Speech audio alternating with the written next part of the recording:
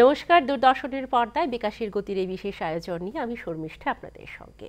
বর্ষা আসলে আমরা যেমন নিজেকে সুস্থ রাখি, সুন্দর রাখি এবং বাড়িঘর পরিচ্ছন্ন রাখার জন্য একটা বাড়তি আয়োজন করে থাকি, ঠিক আমাদের শহরটাকে সুন্দর করার জন্য, পরিচ্ছন্ন রাখার জন্য আগরতলা পুর নিগম বদ্ধপরিকর, প্রতিনিয়ত কাজ করছে। আমরা কিন্তু এই বিশেষ দিকগুলো নিয়ে আজকে কথা বলবো আগরতলা পুর নিগমের ইস্ট জোনের যিনি রয়েছেন আমাদের সঙ্গে। প্রথমে পরিচয় করিয়ে দিচ্ছি, রয়েছেন assistant municipal commissioner Shri Pranay Das sir. নমস্কার স্যার, আপনাকে অনেক অনেক স্বাগত। ধন্যবাদ ম্যাডাম। খুব ভালো লাগছে এই বিশেষ টাইমটায় আমরা আপনাকে পেয়ে গেলাম, এত ব্যস্ততার মধ্যেও আপনি আমাদেরকে সময় দিয়েছেন। বর্ষা আসলে যেরকম আমাদের বাড়িঘরে আমরা যেরকম আগে থেকে একটা প্রস্তুতি নিয়ে নিই, যেমন কোথাও জঙ্গল জমা হচ্ছে কিনা, বাড়িতে কোনো বাড়তি গাছপালা হচ্ছে কিনা, পরিষ্কার রাখা যেন বৃষ্টির জলগুলো জমে না থাকে, চলে যায়, ঠিক তেমনি আমাদের শহরটার ক্ষেত্রেও কিন্তু আপনারা একটা বাড়তি একটা প্রস্তুতি নিয়ে থাকেন।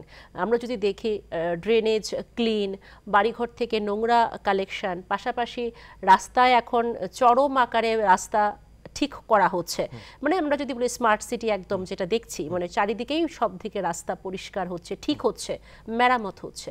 ছোট্ট করে একটু শুনবো যে পুর নিগম কি কি প্রকল্প নিয়েছে এই বর্ষার মরশুম ঘিরে। ধন্যবাদ ম্যাডাম এই কোশ্চেনটা জিজ্ঞেস করার জন্য। অ্যাকচুয়ালি বর্ষার মরশুমের সঙ্গে যাতে আমরা ডিজাস্টার যদি কিছু হয় বা বর্ষাতে যাতে সাধারণ মানুষের যাতে কোনো অসুবিধা না হয়, তার জন্য আমরা প্রিপেয়ার্ডনেস হিসাবে বিভিন্ন পরিকল্পনা নিয়ে রেখেছি। তার মধ্যে হলো আমাদের যে শহর এবং আমাদের শহর অঞ্চলের প্রত্যেকটা জোন ওয়াইজ যেই মেজর ড্রেনগুলো আছে ওগুলিকে ডিসিল্টিং মেশিন যেগুলো আছে আমাদের এএমসির কাছে অ্যাভেলেবেল, ওগুলি দিয়ে পরিষ্কার করানো। রেগুলার আমাদের যে ড্রেন ওয়ার্কার্স আছে ওনারা পরিষ্কার করেন, এবং আমরা উইকলি এটাকে আমাদের যে কনসার্ন সুপারভাইজার্স আছে, সাইট সুপারভাইজার্স এবং স্যানিটারি ইন্সপেক্টরস, ওটা দিয়ে আমরা মনিটর করি এবং ফিল্ড ইন্সপেকশনের মাধ্যমে এটা এনশিওর করি যাতে যে কোনো জায়গায় যেগুলি ড্রেনগুলো ক্লগড আছে ওগুলিকে নিয়মিত পরিষ্কার করানো হচ্ছে কিনা। পাশাপাশি আমাদের বাড়িঘরের যে আবর্জনা, যেগুলি অনেক সময় অনেক সচেতন নাগরিকরাও বাইরে ফেলে থাকেন, ওগুলিকে রেগুলার প্রতিদিন বিভিন্ন ভেহিকেলের থ্রুতে ওগুলিকে আপলিফট করা এবং ডিসপোজ করা, এগুলি আমরা প্রতিনিয়ত করে থাকেন। আসলে কি আমরা গত বছরও দেখেছি একটা বিশাল বড় একটা ফ্লাড, মানে বন্যা, যে এই বন্যার কোনো আগাম প্রস্তুতি অনেকটাই ছিল, কিন্তু তারপরেও এই সমস্যা থেকে আমরা কিন্তু উত্তরণ হয়েছি খুব ভালোভাবে এবং অনেক ড্যামেজও হয়েছিল এবং সেই ড্যামেজ রিকভারিও পরবর্তী সময়ে হয়েছে। ঠিক এই বছরও বর্ষা আসতে আসতে কিন্তু আমাদের মোটামুটি একটা ভারী বর্ষণ আমরা দেখে ফেলেছি। তো এটা প্রতি বছরই এরকম একটা ব্যাপার চলে। তো আগরতলা পৌর নিগম এখন যেহেতু স্মার্ট সিটির বিভিন্ন প্রকল্পগুলো করছে, দেখছে, তো শহরকে একদিকে যেমন সুন্দর রাখা, মানে সৌন্দর্যায়নটাকে বাড়িয়ে তোলা, আরেকদিকে পরিষ্কার রাখা, আরেকদিকে মানুষের বাড়িঘরটাকেও ঠিক রাখা, সবটাই কিন্তু দায়িত্ব আপনাদের উপর থাকছে। তো এই সময়টায় যারা ওয়ার্কাররা রয়েছেন তাদের জন্য কি বাড়তি কোনো সুরক্ষা আপনারা দিচ্ছেন? দেখুন ম্যাডাম, আমাদের যতজন ওয়ার্কার আছে, সেটা আপনার ডোর টু ডোর গার্বেজ কালেকশনের ওয়ার্কারই হোক বা আমাদের যারা নিয়মিত আমাদের শহরকে পরিষ্কার করার জন্য বিভিন্ন ড্রেনগুলিকে ক্লিন করে থাকেন, ওদের জন্য আমরা রেইনকোট, এবং রিসেন্টলি আমাদের অনারেবল মেয়র স্যারের নেতৃত্বে যে এমআইসি মিটিং হয়েছিল, সেখানে ডিসিশন হয়েছে যে প্রত্যেকটা ওয়ার্ডের যতগুলো ওয়ার্কার আছে, জোন লেভেল ওয়ার্কার আছে, ওনাদেরকে রেইনকোটও প্রদান করা হবে। আচ্ছা, গ্লাভস এবং বুটস অলরেডি প্রোভাইড করা আছে, কিন্তু গত বছর একটা অংশকে রেইনকোট দেওয়া হয়েছিল, সেটা এবছর ডিসিশন হয়েছে যে সবাইকে দেওয়া হবে, যাতে ওরা বর্ষার মরশুমে নিজেকে সুরক্ষা রাখতে পারে। যারা পরিষ্কারের কাজ করে তাদেরকেও তো সুরক্ষা প্রদান করতে হবে। সেটার জন্য আমরা এগুলি দিয়ে রেখেছি। আচ্ছা, আর যে এই যে মানে ড্রেনেজ ক্লিনের ব্যাপারটা বর্ষার সময় কি হয়, মানে যেটা মানে প্রধানত মূল সমস্যা হয়ে থাকে সেটা হলো বৃষ্টির জল জমে সব একাকার হয়ে থাকে। তো এই সময়টা আপনারা কিভাবে ট্যাকেল করে থাকেন? এটা অ্যাকচুয়ালি একটা কার্ডিনাল প্রবলেম, যে বর্ষার মরশুমে ড্রেনগুলো ক্লগ হয়ে যায়, কারণ গ্রাউন্ড রিয়েলিটি হচ্ছে যে the number of major drains that we are having in our city এবং নাম্বার অফ ওয়ার্কার্স, আমরা যদি শিডিউল করেছি যেটা যে উইকলি, ধরুন যে কোনো একটা ওয়ার্ডে, একটা ফর এক্সাম্পল বলছি, 20 numbers of major drains are there. তো আমরা ভাবলাম যে এই উইকে 3টে ড্রেন করব এবং এই মান্থে আমরা এই 20টা ড্রেন কভার করব, কিন্তু হচ্ছেটা কি এটা বলতে আমার দ্বিধা নেই যে হচ্ছে একদিকে যেরকম ক্লিন হচ্ছে তেমনি অন্যদিকে কিছু নাগরিকরা ওদের যে বাড়ির সচেতনতার অভাবে ওনারা ওই ড্রেনগুলোকে আবার ক্লগ করে দিচ্ছেন কোনো না কোনো উপায়।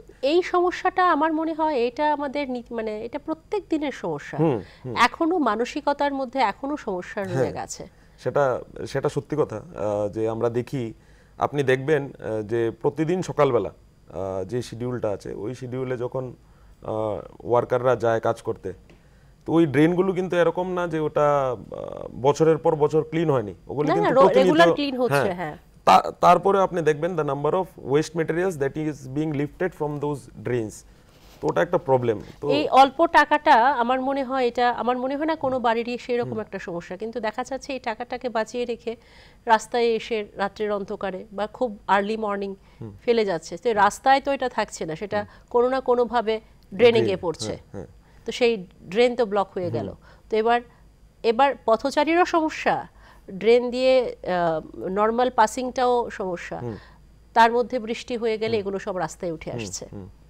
এটা একটা খুব এটা আমার মনে হয় সরকার যতটাই কঠোর হচ্ছে, এএমসি যতটাই কাজ করছে, কিন্তু মানুষের সচেতনতা আরো দরকার, আর একটু মানুষের সচেতনতা দরকার। এবং আমি বলবো যে এর জন্য যে পুরো শহরে কাভার ড্রেন হচ্ছে, সাময়িক কালের জন্য হয়তোবা সবারই একটু অসুবিধার সম্মুখীন হচ্ছেন জনসাধারণ, কিন্তু এই কাভার ড্রেনটা এই প্রবলেমটাকে অনেকটা রিলিফ, রাস্তায় ফেলার সুযোগ পাবে না।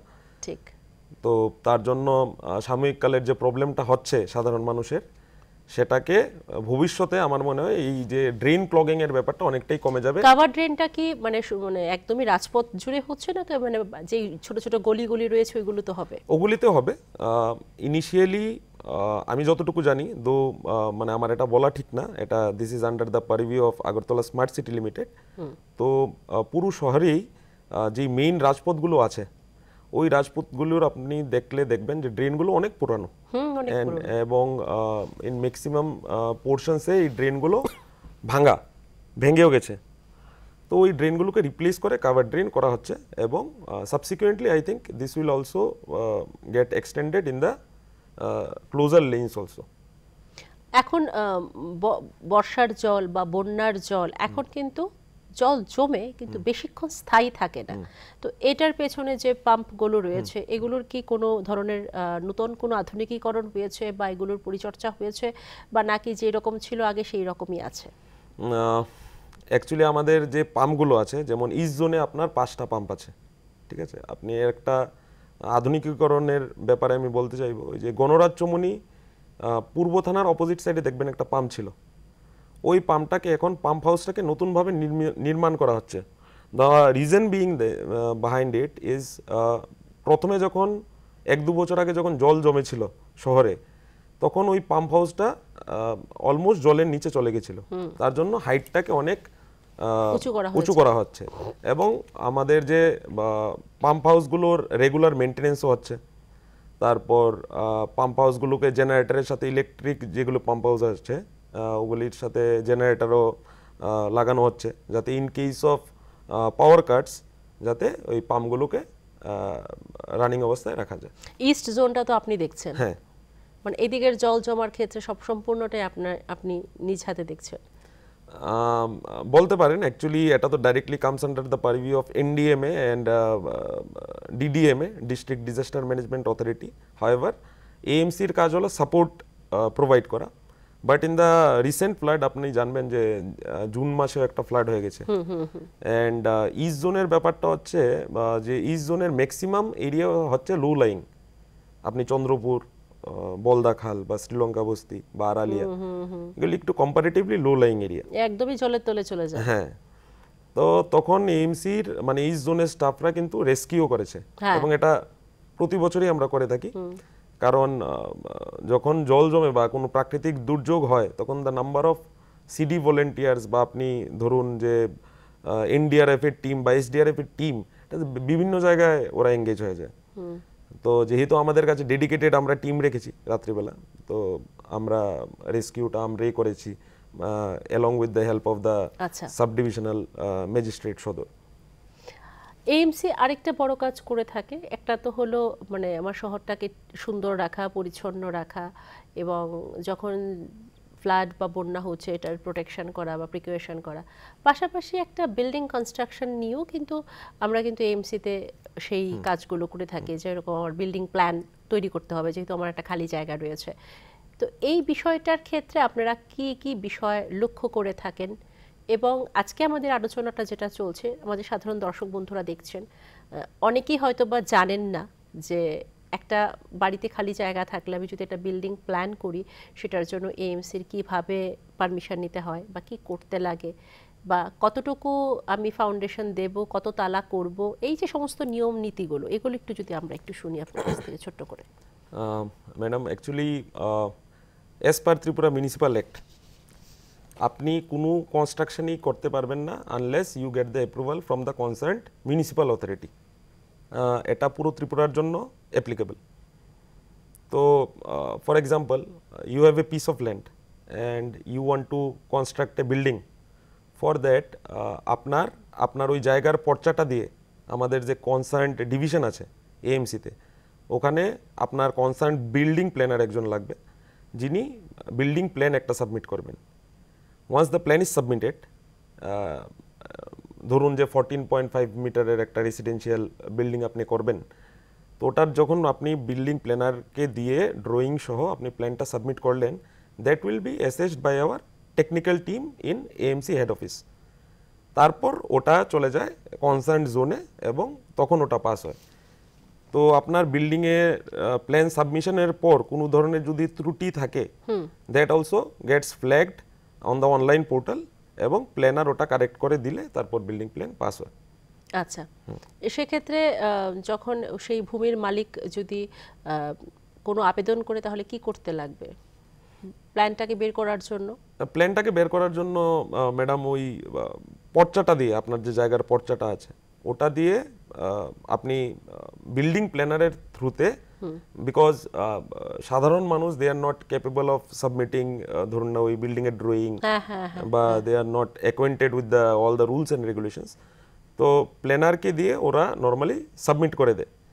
সাবমিট করে দিলে আপনার ওই প্ল্যানটা once it gets cleared from the concerned মানে প্ল্যানিং ডিভিশন। কতদিন লাগে এটা বেরিয়ে আসতে? এটা তো নরমালি ম্যাডাম ডিপেন্ড করে আপনার, যদি আপনি যেই প্ল্যানটা মনে করেন আপনি সাবমিট করেছেন ওটাতে কোনো ধরনের ফল্ট নেই, তাহলে তো ওটা ধরুন না উইদিন 1 মান্থ ওটা বেরিয়ে যাবে। 1 মান্থের মধ্যেই দিয়ে দেওয়ার একটা প্রভিশন আছে। আর কমার্শিয়াল বিল্ডিং এর ক্ষেত্রে, বা এখন তো খুব ফ্ল্যাট হচ্ছে, ওইগুলোর ক্ষেত্রে কি নিয়ম রইল?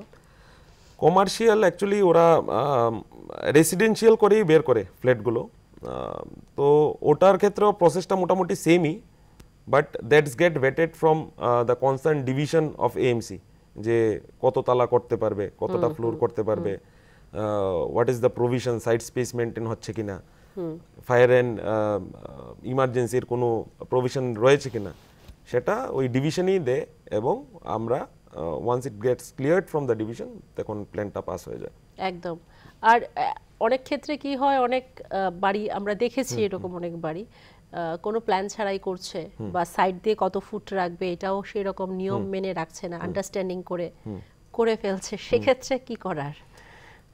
সেক্ষেত্রে ম্যাডাম মানে as per section 135 of Tripura municipal act, AMC যে কোনো আন্ডার কনস্ট্রাকশন বিল্ডিংয়ের বা অনগোয়িং বিল্ডিংয়ের ইন্সপেকশন করতে পারে।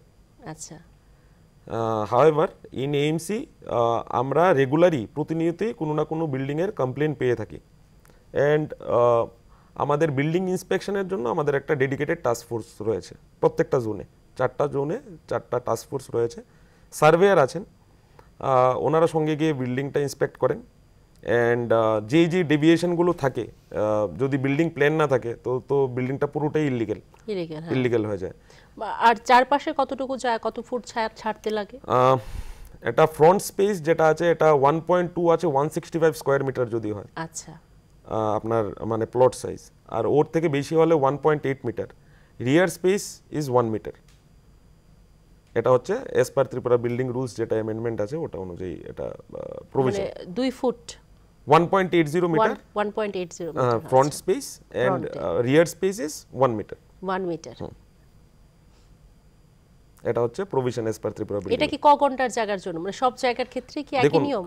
হ্যাঁ, যদি আপনার 165 স্কয়ার মিটার প্লট সাইজ হয় তাহলে আপনার front space is required 1.2, beyond 165 square metre front space would be 1.8, আর পেছনেরটা 1 মিটার, আচ্ছা মানে রিয়ার স্পেসটা যেটা আছে। আচ্ছা, এটাই নিয়ম। এটাই নিয়ম। এটা মানে ছোট হোক আর জায়গা যদি বড় হোক মোটামুটি সেমই নিয়মটা থাকছে। এটা আমাদের Tripura building rules 2017 and its subsequent amendment যেটা অনলাইন अवेलेबल আছে, সেখানে যদি কেউ দেখতে চায় ওখানে দেখতে পারবে। আচ্ছা, আর আপনাদের অনলাইনে কোনো কিছু দেখার বা অ্যাপ্লাই করার বা এরকম কিছু সুবিধা কি রয়েছে? এএমসি তে রয়েছে, আপনার ট্রেড লাইসেন্সও অনলাইন আপনি অ্যাপ্লাই করতে পারবেন, বা প্রপার্টি ট্যাক্সও অনলাইন দেওয়ার সুবিধা রয়েছে। আর বিল্ডিং প্ল্যানও অনলাইনই সাবমিট করা হয়। Maximum number of services that AMC provides এটা অলরেডি অনলাইন হয়ে গেছে। বিল্ডিং প্ল্যানও এখন অনলাইন হ্যাঁ হচ্ছে। হ্যাঁ হ্যাঁ। তো সেই ক্ষেত্রে কোনো ধরনের অসুবিধা হচ্ছে না? না, অসুবিধা তো এরকম নজর আসছে না। অ্যান্ড আগেও আমি বলেছি, যেটা বিল্ডিং প্ল্যান সাবমিশনের পরে কোনো ধরনের যদি মানে ত্রুটি থাকে, that will also be flagged in the online portal. আচ্ছা, আরেকটা বিষয় আমরা একটু আপনার কাছ থেকে জানতে চাইবো, কারণ এই বর্ষাটা আসলে কি হয়, জল জমার একটা বিষয় তো থাকেই। জল তো জমে কিছুক্ষণের জন্য হলেও বা কয়েক ঘন্টার জন্য হলেও, বা কখনো কখনো দেখা যায় জলটা বেরিয়ে গেছে, এক্সট্রা জলটা বেরিয়ে গেছে কিন্তু কিছু জল রয়ে গেছে ড্রেনে। তো ওইটার মধ্যে মশার সমস্যাটা কিন্তু একটা এই সময়টায় খুব বেড়ে যায়। তো ওইটার জন্য আমরা প্রতিনিয়ত দেখি যে এএমসির পক্ষ থেকে বিভিন্নভাবে লোকরা আসছেন, মশানাশক কীটনাশক এগুলো দিচ্ছেন। তো আপনারা এখন এইরকম ব্যবস্থা কি রেখেছেন, মানে এই প্রসেসটা কি চলছে না এটাকে আরেকটু মডিফাই করা হয়েছে?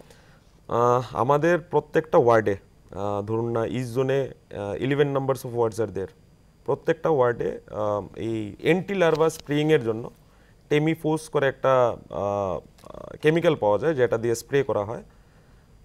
প্রত্যেকটা ওয়ার্ডে 2 জন করে স্টাফ দেওয়া আছে ডেডিকেটেডলি, এবং ওনাদেরকেও বলা আছে যে you have to cover and you have to submit your action plan, যে স্যানিটারি ইন্সপেক্টর এবং ওয়ার্ড সেক্রেটারিরা বানিয়ে দেবেন যে কি অ্যাকশন প্ল্যান একটা উইকে কতটুকু কভার করছে, এবং অ্যাকর্ডিংলি ওরা করে থাকেন। প্রত্যেকটা ওয়ার্ডে 2 জন করে আছেন অ্যান্টি লার্ভা স্প্রেইং এর জন্য, ওরা করে থাকেন।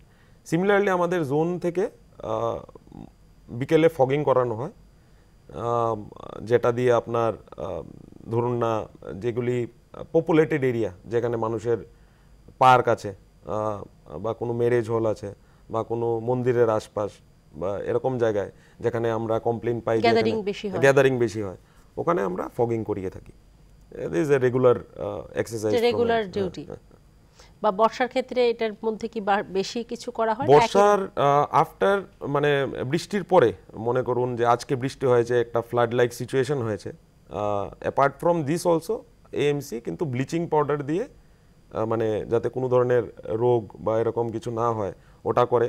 এবং আফটার ওই জলটা স্ট্যাগনেন্ট ওয়াটার লেভেলটা কমানোর পর আমরা মানে ওয়ার্ল্ড ওয়াইজ একটা স্পেশাল ড্রাইভ নিয়ে থাকি, নিয়ে ওখানে অ্যান্টি লার্ভা স্প্রেইং এবং ফগিং করানো হয়। রাস্তার মধ্যেও দেখা যায় মানে একটা ভারী বর্ষা হয়ে গেলে একটা লেয়ার পড়ে যায়, তো সেই ক্ষেত্রে কি কিছু? হ্যাঁ, সেই ক্ষেত্রে আমাদের যে ওয়ার্ড লেভেল ওয়ার্কার্স আছে, ওনারা গিয়ে এটা মানে ক্লিন করে থাকেন, এবং যেগুলি প্রত্যেকটা এরিয়াতে আগেও বলেছি যেগুলি মানে গ্যাদারিং বেশি হয়, ওখানে একটু বেশি ইন্টেন্সিভলি করানো হয় যাতে মানুষের কোনো ধরনের অসুবিধা না হয়। একদম।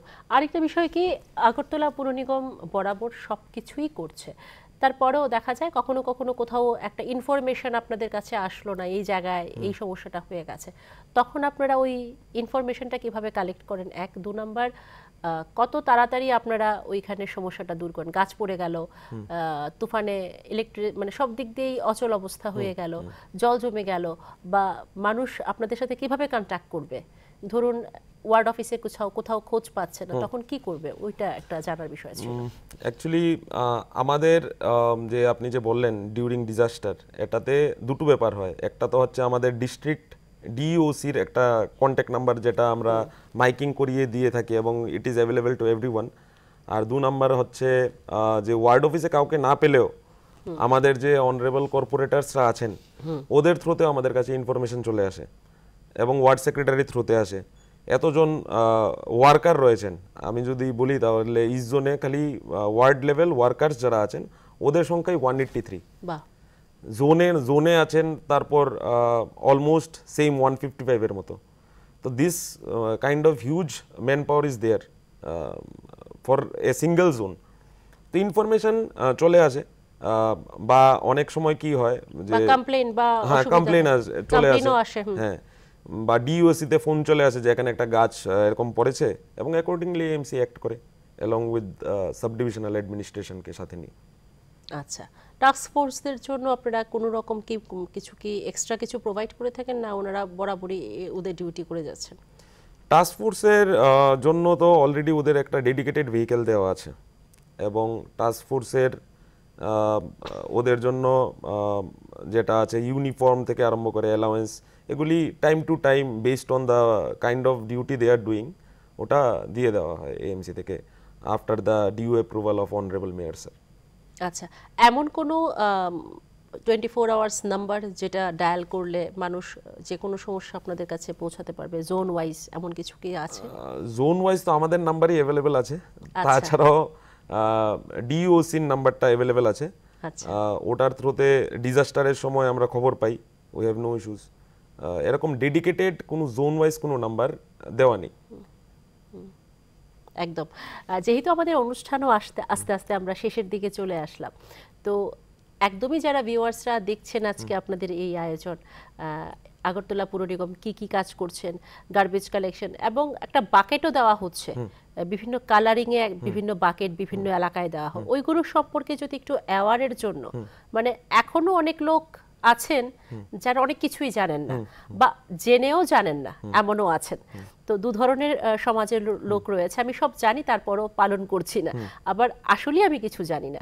তো সেক্ষেত্রে তাদের অ্যাওয়ারনেসের জন্য যদি আপনি একটু ক্লিয়ারলি বলে দিন যে কি রকম বাকেটে কিভাবে কি দেবে বা কিভাবে ওরা ডেইলি রুটিনটা ফলো করবে, একটু যদি বলেন। অ্যাকচুয়ালি আমাদের যে হাউস হোল্ড গার্বেজটা হয় যে কোনো বাড়িতেই হয় সেটা দু ধরনের হয়, একটা হচ্ছে বায়োডিগ্রেডেবল আর একটা হচ্ছে নন বায়োডিগ্রেডেবল। বায়োডিগ্রেডেবল বলতে পচনশীল আর একটা হচ্ছে অপচনশীল। তো পচনশীল যে মানে ওয়েস্টেজটা আছে ওটা আপনি রাখবেন হচ্ছে গ্রিন কালার একটা বাকেট দেওয়া হয় আর এএমসির তরফ থেকে, আর অপচনশীলটা আপনার রাখবেন হচ্ছে আপনি রাখবেন ব্লু কালারের একটা বাকেট দেওয়া হয় এএমসির তরফ থেকে। আমরা দু ধরনের দিয়ে থাকি, গ্রিন অ্যান্ড ব্লু। তো ওটার মধ্যে রাখবেন। অ্যাকচুয়ালি আমাদের এটা বুঝতে হবে যে পচনশীল যে ওয়েস্টটা আছে that can be used as organic manure also. এটা যদি আপনি রেখে দেন প্রত্যেকের বাড়িতে একটা, আমরা এটাকে বলতাম কম্পোস্ট পিট, মানে কম্পোস্ট পিট একটা ছোট একটা গর্ত করে আপনি যদি প্রতিদিন এটাতে ওই পচনশীল ওয়েস্টগুলো রেখে দেন, সবজির খোসা, হ্যাঁ, ভাত, এরকম যেগুলি আছে এগুলি যদি রেখে দেন, তো after a certain period of time that will convert into organic waste that you can use it for. সবার বাড়িতেই গার্ডেনিং করে, ধরুন না টেরেস গার্ডেনিং করছে, বাড়িতে করছে, এরকম করছে, ওখানে আপনারা ইউজ করতে পারেন। ইট ইজ বেটার দেন কি বলবো আপনারা যে সার কিনে আনেন নর্মাল মানুষরা, ওটার থেকে এটা ভালো। আর অপচনশীল যেই প্লাস্টিক, হ্যাঁ প্লাস্টিক ইজ দেয়ার, হ্যাঁ, তো ওটা আমাদের টিম কালেক্ট করে নেবে এবং টিম কালেক্ট করে নিলে যেটা আপনাদের ডোর টু ডোর কালেকশন হয়, টিম কালেক্ট করে নিলে আমাদের যে সোর্স সেগ্রিগেশন হয়, দু ধরনের সেগ্রিগেশন হয়, সোর্স সেগ্রিগেশনের কথা আমি বললাম, বা টিম কালেক্ট করে নিয়ে গেলে ওখানে গিয়ে সেগ্রিগেশন সেন্টারে ওরা সেগ্রিগেট করে পচনশীল এবং অপচনশীল এবং তারপর ওটাকে প্রসেস করা হয়। একদম। আর সিঙ্গেল ইউজ প্লাস্টিক তো সত্যিই বন্ধ, তো সেই ক্ষেত্রে যদি আপনি একটা মেসেজ দিয়ে দিন আমাদের ভিউয়ার্সদের।